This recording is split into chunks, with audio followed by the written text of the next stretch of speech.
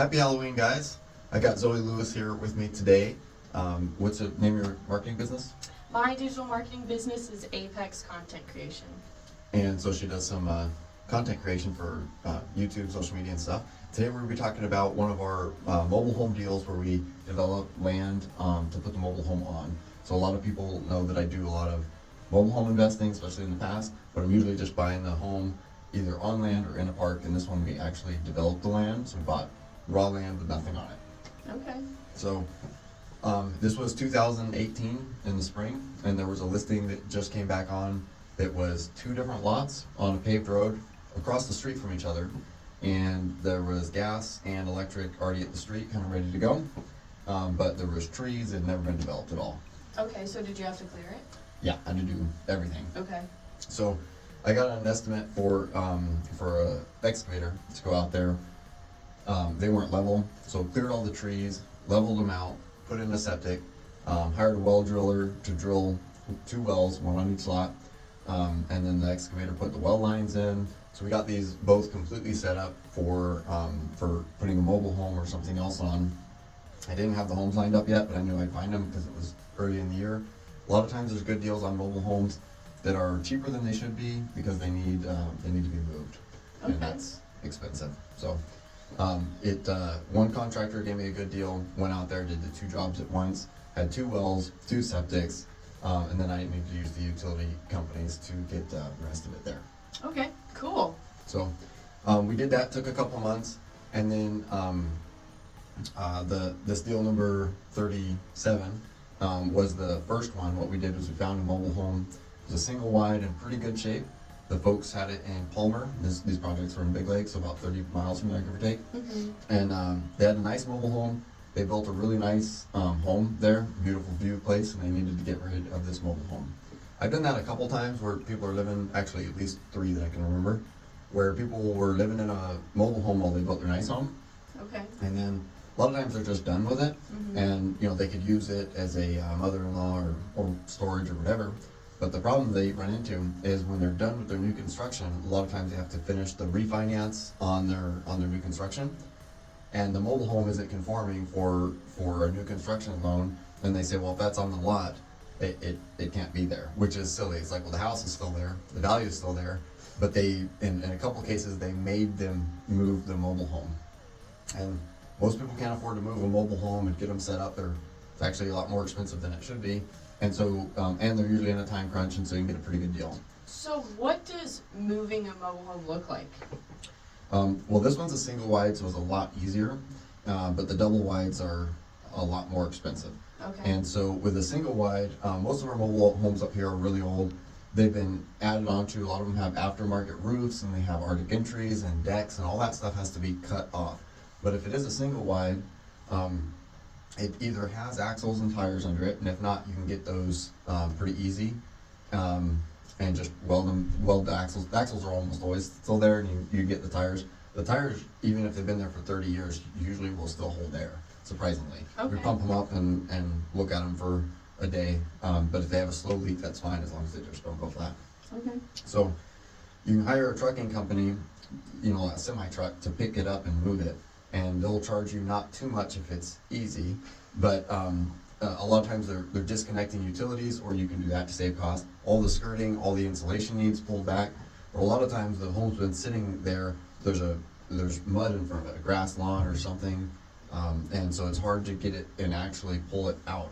It goes down the road easier than it is to pull it out of the spot it's been sitting in for 30 years. Wow. Okay. So we hired a trucking company to grab that and move it for us. We did cut off a big room that was an added-on room, and I think that we worked it into the deal that we just left that there. The sellers messed with it. I did pay $10,000 for that mobile home, which is the most I'd ever paid for a mobile home that needed to be moved. Mm-hmm. And then it was another maybe 5 to 7 to move it and reset it up. So your costs are the trucking company, and then you've got the labor for disconnecting the utilities and all the skirting from around it.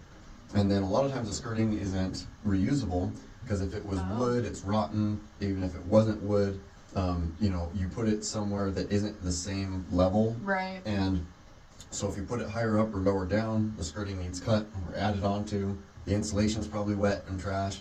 It's just, you gotta buy a lot more stuff, especially if you want it to look nice where it's going. So once it's reached its destination, how much is it to reskirt it? That depends on how much of the original skirting is usable. If none of it's reusable, then it depends on what you're skirting it with. It's gonna be a lot cheaper if it's level, and it should be, because where you put it should be nice and level. Where it came Right. from might not Right. be. You got trees growing around it for decades. And so what we do is we lay out the vapor barrier and then put the trailer, park it on it, so we're not cutting around anything.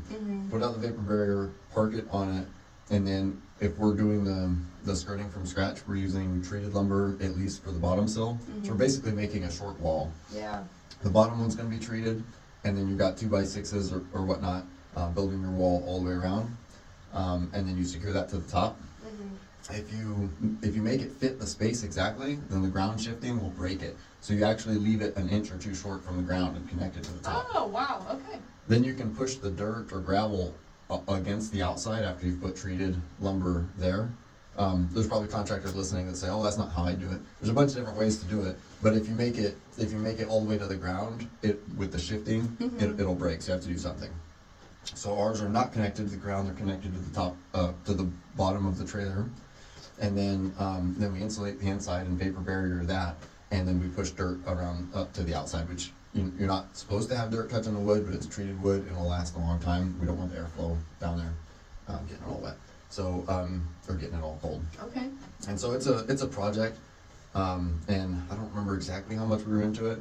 And then when you move a 30-year-old mobile home down the road, there's always problems there too. I talked about it in one of my other videos where we moved one, and it was an older one with aluminum wiring, which they don't do anymore. If you move a trailer with aluminum wiring, all the little connections bounce down the road, and aluminum wiring they don't use it anymore because it's dangerous, because as it gets hot and cold, the connections shrink, they expand and Oh, shrink. wow, okay. And so then if they're not touching, they'll spark in there and burn your place down, which is why you don't use aluminum anymore. Terrifying. Yeah. Well, back in the 60s-ish, they used to use that, and now they use copper because it doesn't expand and shrink with the heat and cold as much. So I learned on the previous one, and I checked this one before I bought it, take the outlet covers off and look and make sure it's copper. Okay. But even then, you bounce it down the road, you've got drywall cracks or panels, and things aren't completely right, so there's still some work to be done on the inside. Okay. But we got it all figured out and finished. In the meantime, I was working on the other one. That'll be the next deal. But we got this one done and sold first. Had the driveway, the well, and septic. Had to get electric and natural gas to it. Plumbed back in. Big project. I think we worked on it till the winter at some point, and then found a buyer for it. Okay. So we sold it on owner financing. We got $10,000 down. It was a young couple, one or two young kids, and one of the two was employed. The mister was employed, and she was stay at home. And so we got $10,000 down, which was a good down payment for the price range. I think we sold it for $90,000 the first time. And it didn't work out. A lot of times they sell stuff on owner finance. Sometimes they go bad eventually. This was the only one where I sold it and it went bad immediately. Oh, So okay. I got $10,000 down and basically didn't get another payment. 3 weeks later, she kicked him out and they split up, and he was the one with the job. And then she apparently had a addiction problem. Oh. It was a nightmare. We finally had to foreclose on her, unfortunately, and it was a mess. So we had just done this whole project, got 10 grand down, and then I had to spend that 10 grand to foreclose and then Right. clean it up because she was living like a pigsty in there. It was crazy. Yeah. They had dogs and they didn't let them out, so the place was full of dog crap. And the saddest part in that one was that there was kids' toys all over the place, Oh, gosh, mixed yeah. in with dog feces and drug paraphernalia. We actually called OCS, which I don't like to get the government involved just because they don't seem to do anything right. Right. But I'm like, man, we need to at least have a record. So we called them once we evicted her, or we got her out with the foreclosure. And so we just wanted, one extra complaint or whatever to be in the file in case it ever came of anything. But they didn't come out or do anything because it's the government. Right. It's like, that's kind of, at least I got to do that. 'Cause Yeah. you got the drug stuff and the kid stuff mixed in with the dog feces. It was absolutely gross. Yeah, 100%. Had to get a big dumpster and throw all that stuff away. get it all cleaned up. The whole down payment I spent cleaning it and foreclosing it. So, but it didn't cost me any extra money. Basically, it just cost me like a year. But you know, I sold it, got the down payment. You know, didn't foreclose right away. I was trying to make it work with them. Then had the foreclosure, and then the cleanup. Basically, just cost me like an entire year. And so I resold it on owner finance to a buyer that did much better. I think by the time I cleaned it up, we might have sold it for a little bit more the next time. Maybe not. And then she made her payments well for several years, and then they sold it to a cash buyer. Oh. So I'm out of that one now, not collecting payments on it anymore. But yeah, that's how that one went. Neat project from raw land, 2 different owner finance buyers, Right. and made pretty good money. We were all in on the project for probably like 40 to 45, and we more than doubled up with the interest that we made over the years because we sold it for 90 and, you know, got some down payment to recoup some of our costs, and then resold it, got more down payment. So we doubled up on it. So would you say it was all worth it in the end? Oh yeah, we did well. It's unfortunate that I'm not getting the payments coming in, but it was one of those things we were talking about earlier where something came up and I actually needed the money for another project, Yeah. and then they ended up selling it to somebody for cash. And Yeah. we were just talking about how sometimes you need some money and it manifests sometimes by itself. When you focus on what you want, things appear. Yeah, it's like, man, I could really, and they paid it off, and I forgot what was owed when they paid it off. I think it was like 40 or 50 because they've been making their payments. So pretty cool deal. Wow. Yeah. Well, thank you for coming. Yeah, thank you for having me, good sir. Appreciate it. Yeah. And nice costume, or is that just your daily? I'm not gonna lie, these are my pajamas, but it's Halloween, so Awesome. Happy Halloween. happy Halloween. Thank you. Heck yeah. If you guys have any real estate needs whatsoever, please reach out. In the meantime, please like, subscribe, share, follow, comment, and you can find me on any of these other places that you enjoy your content. So thanks very much. Really appreciate it.